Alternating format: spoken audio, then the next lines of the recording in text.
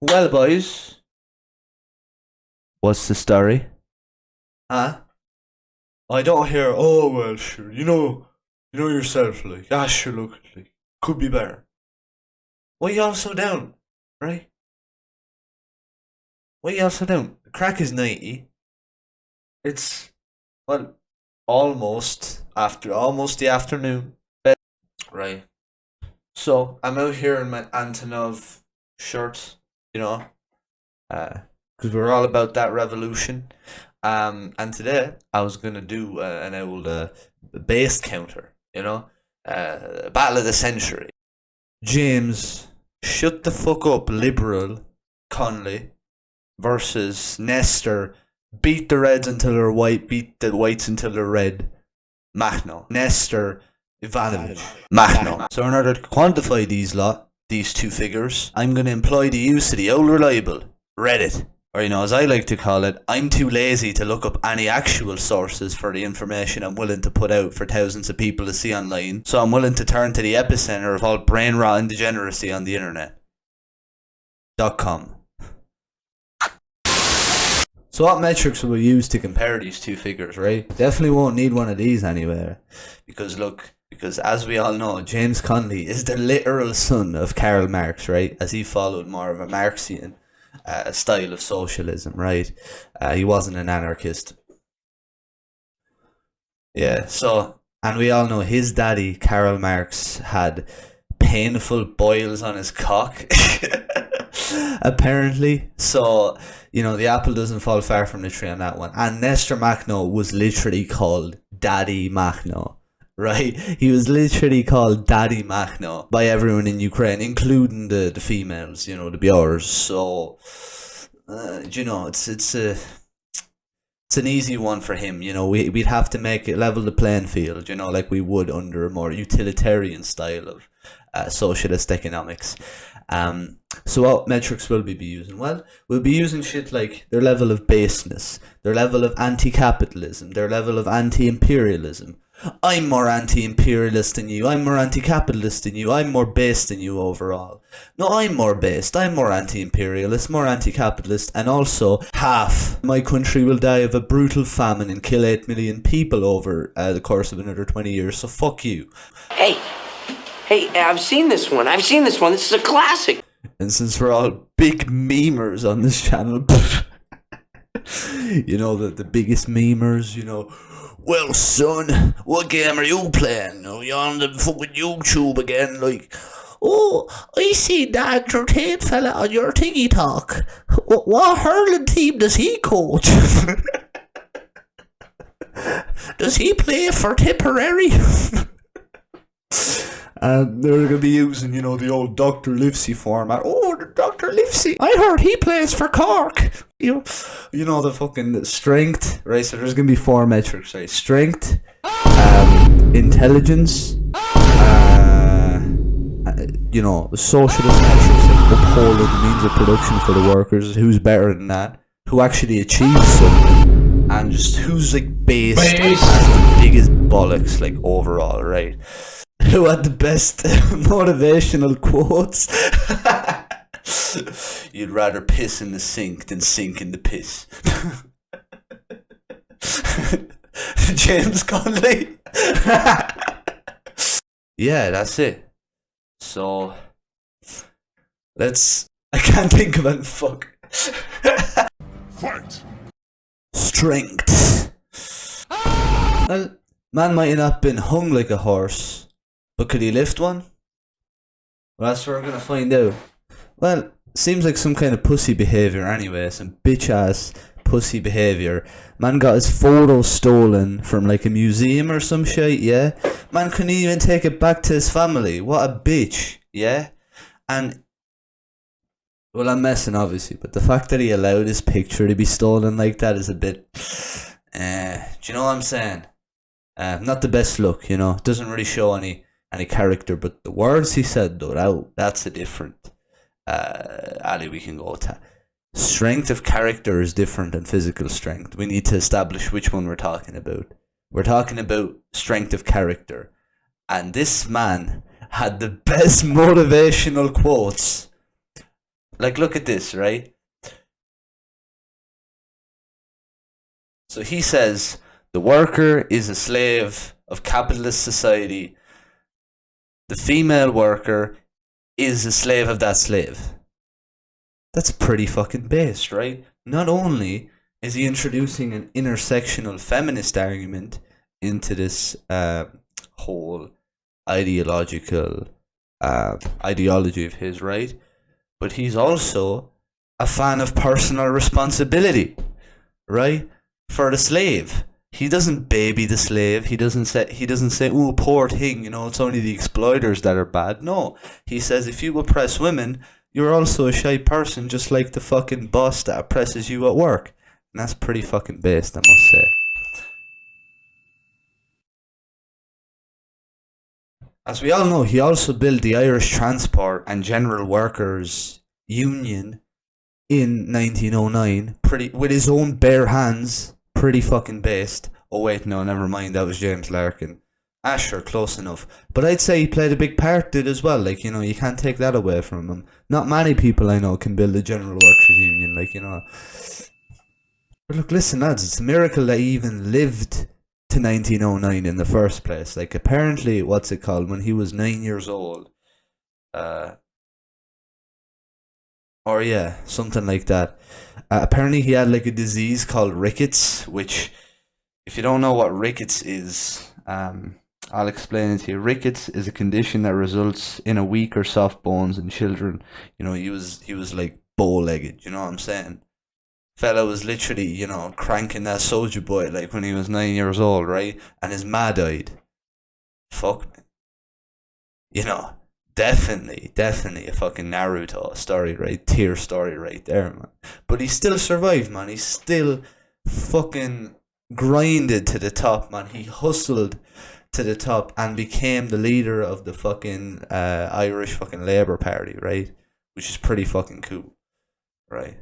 Introducing socialism to the workers. But the most based Connelly moment was the fact that he had to start the Irish Citizen Army, right? Because during the Irish Civil War, the Irish Army were doing so fucking shitily against the British, right? And the British had such a disregard for the lives of regular citizens. The fucking Irish Army was doing nothing about it. So Connelly was like, "Do you know what? I'm starting the fucking Citizen Army, and fuck you lot. You lot can't do your job." It's like, and he whooped Britain's arse so bad in Dublin, right? After they seen this fella, they shot him out of pure embarrassment that they were getting their arse handed to them by a fucking handicap. You know what I mean? And they're still salty about it to this day, some of them, right? So that was Connelly, anyway. Well, lads, not much there is to say about Nestor Makhno, though. Fella literally started basically the first anarchist country, if I'm not mistaken, right? I mean, you could say oh, but society in Africa somewhere maybe had a small princedom where, and shut the fuck up, I don't care. Nestor Makhno started the first anarchist country in the world. Suck my cock. And right, to add, he managed to hold it with a basically relatively small gang of fellas for a good period of time until the fucking Bolsheviks, who almost conquered half of Europe, came and then only took over fucking Ukraine. That's when Makhno was like, "Alright, boys, time to get the fuck out. Time to leave to go to Paris." He literally fought till the end. There's nothing else he could do apart from get executed by the Bolsheviks. So, no competition there. Damn, Makhno's such a sex god, I had to turn the lights on. But going back to physical strength, was Makhno sick with anything like Connelly was? Yeah, apparently Makhno died from bone marrow tuberculosis, so that's an automatic W for James Connelly. Right, but now as for intelligence, who was the sharper tool in the toolbox? Who was the brightest light on the motorway? Well, as it turns out, the fella that lived his whole life among the aristocracy in Ireland, in Dublin, all of this, and read all these books would turn out to be smarter than some regular Ukrainian peasant from buttfuck nowhere, Hulai Pole. You ever heard of that, boys? I don't think you fucking have. So that's an automatic W for James Connelly again. Come on, Makhno, you can be better than this. Now this is a more technical one. It's about who upheld workers' rights more. Fucking Nestor Makhno, was it? Or was it James Connelly? We'll use the old reliable for this one. Come on. Right? Come on, we'll read a bit. We'll do a bit of reading. We'll do a bit of the reading, which is something that Nestor Makhno couldn't do, unfortunately, but we'll do it on his behalf anyway. Right, so we're here on the old reliable. Of course, I told you I was going to use it. Here it says about Connelly. Connelly, like O'Connell, wasn't a historian, and the book is like a political pamphlet which he uses history to make its point.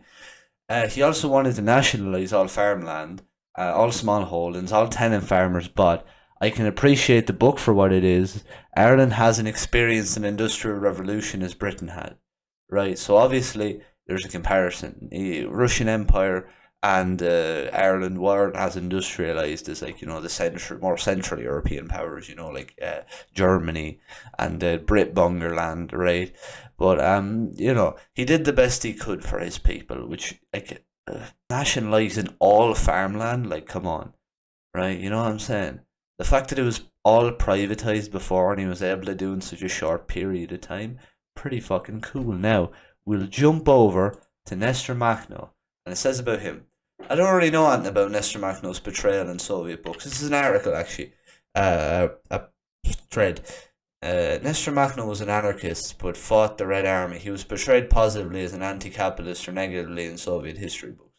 And it says here, this is r/ask historians. I don't know how they check whether they're real historians or not, but alright. It says here by Wispy Walrus, says, I don't really know anything about Nestor Makhno's portrayal in Soviet history books, but I can provide an answer regarding contemporary Bolshevik opinions of Makhno and anarchism in general, which is hopefully satisfied at least a part of your question. To start, here is an expert from Demanding the Impossible by Peter Marshall. By the way, I know that book, you should read it. When he visited Moscow in June 1918, Lenin received him at the Kremlin. The Bolshevik leader, he talked to Lenin, right? Has Connelly talked to Lenin? I don't think so. Connelly, step your game up, boy, come on. You're not representing the cultures right. You haven't even talked to Lenin, my guy. Anyway. He declared to Makhno, if only 1/3 of anarchist communists were like you, we communists would be ready under certain conditions to join with them in the working towards a free organization of producers. Based. Pretty fucking based. Lenin literally said he idealizes Makhno's work. What? That's like if fucking Chris Hemsworth came up to me and he was like, you're the sexiest man alive. That is, or Brad Pitt or something, I don't know. That is pretty fucking cool, right? Now, what did he do for the people? I'm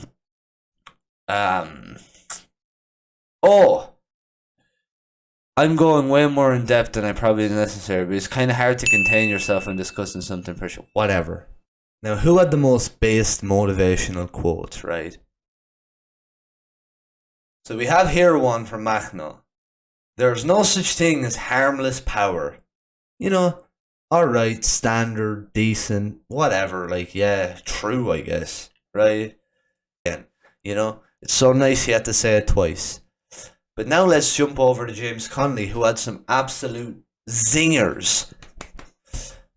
Like the one with the women, the worker is the slave of the capitalist society, the female worker is the slave of that slave. Really fucking based, right? I don't have to go into an explanation. I already fucking told you at the start. This one here.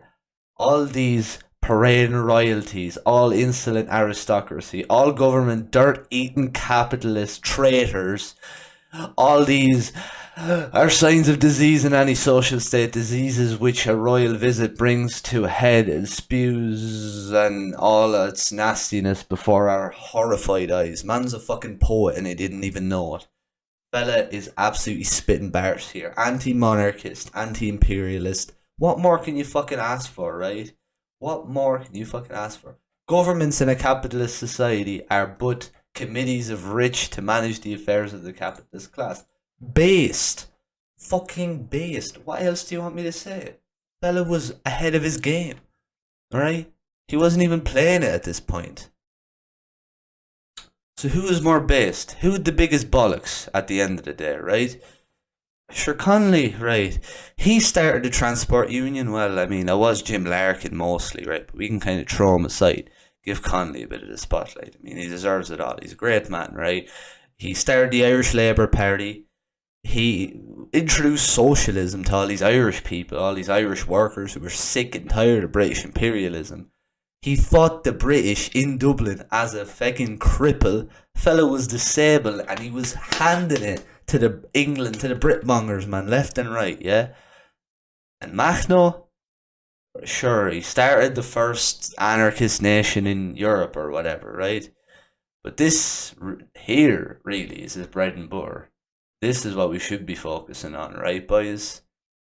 This right here. Daily reminder that Nestor Makhno enjoyed cross-dressing, very based. The Ukrainian anarchist military leader Nestor Makhno was known to employ disguises as part of his guerrilla tactics. His most commonly assumed disguise involved putting on makeup and dressing as a woman so that he could survey enemy positions without detection. Nestor Makhno height 1.59 meters from malnutrition. Short king. This right here, boys, is what makes a man truly based. Not starting the transport union, not starting the Labour Party, not being the literal hero of the working class of all Irish men and women. No, it's fucking cross-dressing and surveying enemy positions without getting detected while being a short king. Fucking hell, Makhno. You win this one. You deserve it, champ. And come on, he also talked to Lenin. Right? I only do that when I go take a shite, so fella's pretty on the ball with that. So a quick recap. Makhno wins with the horsecock. Makhno wins with the strength, intelligence. James Connelly, obviously, he grew up in Dublin around all this aristocratic achievements. Obviously, Makhno wins with that one. With the whole free territory of Ukraine, the shebang, pretty fucking cool, pretty fucking based. Workers' rights, Connelly, best motivational quotes, Connelly, and based overall, Makhno, right? So the winner is clearly Nestor Ivanovich Makhno. So you could say czemu tak wyszło, no, but ale he's still based in my books, right? So, if you like this video, if you do all of this, actually subscribe. I might put out, some more of this shit. You know what I mean? If it's fun and you like it and all of that, it doesn't take that long to make either. It's actually pretty fucking sick. But if you do want me to make one, tell me who. So subscribe, do all of that shit, and I'll probably make another one. But for now, since I don't have an outro yet, even though I've been putting these out for fucking ages, see ya, or whatever. Fuck off.